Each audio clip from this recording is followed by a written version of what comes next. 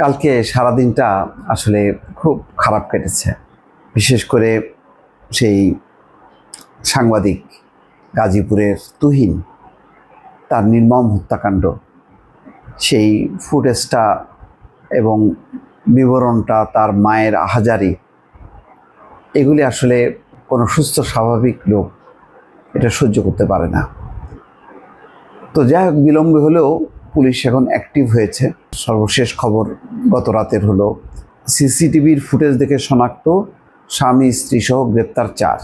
দেখেন, এর পাশাপাশি আনু মোহাম্মদ, তিনি রাজনৈতিক বিশ্লেষক, গবেষক, তিনি বলছেন দেশে অনেক ছোট ছোট শামীম ওসমানের জন্ম হচ্ছে।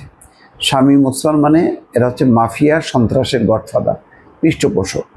এই কথাটা বলার অর্থটা হলো এই যে কালকেই দেখেন গাজীপুরে একদিকে সাংবাদিক হত্যা হয়েছে, একদিকে সাংবাদিকের পা থেতলে দেওয়া হয়েছে, তারপরে আরও অনেকগুলো ভয়ঙ্কর কিছু ঘটনা, যে গাড়ির গায়ে রক্ত, পাশেই হচ্ছে লাশ, তারপরে পার্সেল খুলে দেখা যাচ্ছে যে বাক্সের মধ্যে গলাকাটা মরদেহ।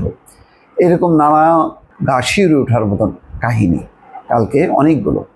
ছুটির দিনে আমি বলছিলাম যে ছুটির দিনে এত ভয়াবহ সংবাদ নিয়ে কেউ ভালোভাবে বের হতে পারে না, এবং এটা কিন্তু ক্রমেই বাড়ছে। এই সরকারের সবচেয়ে বড় ব্যর্থতার দিক হচ্ছে এই আইন শৃঙ্খলা পরিস্থিতি কোনোভাবেই নিয়ন্ত্রণ করা যাচ্ছে না। অপরাধীদের ভেতরে একটা ভেতরে ভয় ঢুকানো যাচ্ছে না, তাদের বিরুদ্ধে জোরালো অভিযান চালানো যাচ্ছে না। আজকে দেখেন, এই যে আসাদুজ্জামান তুহিনকে কুপি হত্যার জন্য এক দম্পতি সহ 4 জনকে গ্রেপ্তার করে, দেখাই যাচ্ছিল যে সেই দম্পতি তারা নিজেরা একটা নাটক তৈরি করলো, করে একজনকে টার্গেট করা হলো। শুক্রবার রাতে তাদের গ্রেপ্তার করা হয়েছে মোহাম্মদ মিজান ওরফে কেটু মিজান, তার স্ত্রী গোলাপি, মোহাম্মদ স্বাধীন এবং আলামিন। পুলিশ জানিয়েছে সিসিটিভির ফুটেজ দেখে তাদের শনাক্ত করা হয়েছে, তারা ছিনতাইকারী দলের সদস্য।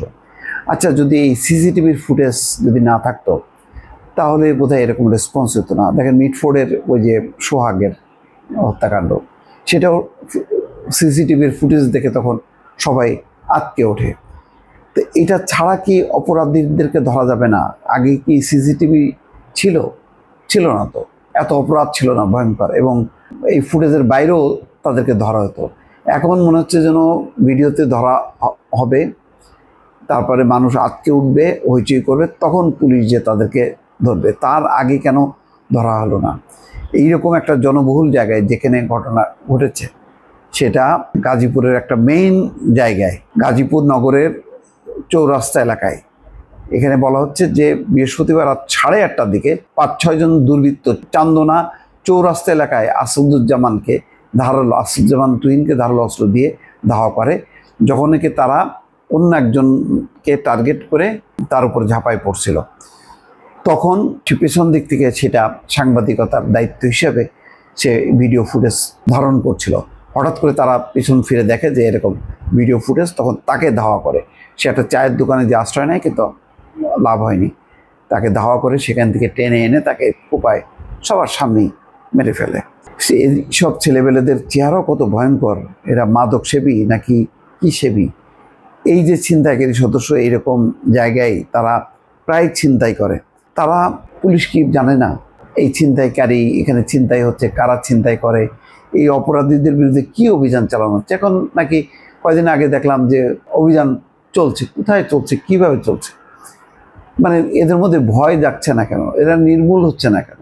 ঘটনা কেন ঘটেই চলেছে? এই যে এখন আনু মোহাম্মদ বললেন ছোট ছোট ওসমান তৈরি হয়েছে। এখন মনে হচ্ছে এক ওসমান, শামীম ওসমান থেকে লক্ষ ওসমানের জন্ম হয়েছে, এবং এই সারা দেশে ছড়াই পড়ছে। কোথাও নিরাপদ না, সারা দেশব্যাপী চলতেছে রাজনীতির ব্যানারে, দুর্বৃত্তদের ব্যানারে, ক্ষমতার ব্যানারে, নানা রকম ব্যানারে চলছে এইগুলি। এরা এত বেপরোয়া, এদের বিরুদ্ধে আর অভিযান দৃশ্যত ব্যর্থ হচ্ছে। ঘটনার পরে পুলিশ অ্যাক্টিভ হচ্ছে, কিন্তু ঘটনার আগেই অ্যাক্টিভ হয়ে তাদেরকে, যেমন ওই যে একজন সাংবাদিক দেখলাম থানার কাছেই, তার পা থেতলে দেওয়া হলো, ঠেকানো গেল না। এখন প্রশ্ন, এইভাবে কি চলতেই থাকবে? ভালো থাকবেন, আল্লাহ হাফিজ।